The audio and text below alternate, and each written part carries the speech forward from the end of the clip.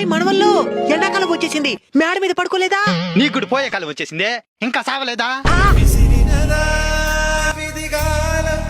తాత ఎండాకాలం ఆరు బయట ఎందుకు పనుకుంటారు? 6 తర్వాత లోపల పడుకోలేరు కాబట్టి. నువ్వు రారా సిన్నోడా, మేడ మీద పడుకుందాం, మంచి మంచి కథలు చెప్తా. మోటు పత్తులు కథలు చెప్తావా? ఏంటా మూట్లు పొట్లాలా? మోట్లు పట్లాలు కాదు, మోటు పత్తులు.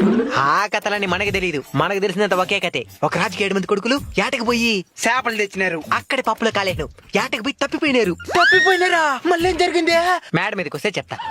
ఇది వస్తున్నా, మా తాత మంచిగా దెబ్బతాడు. నువ్వురా పెద్దోడా? నేను రానుబోరా మూసిలోడా.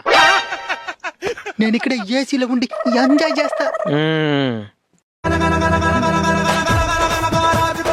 ఒక రాజుకి 7 మంది కొడుకులు ఏటకు పోయి తప్పినారని చెప్పినావు, ఆ తర్వాత ఏమైంది తాత? అది నీకు తెలియాలంటే ముందు దేవర కథ తెలియాలి.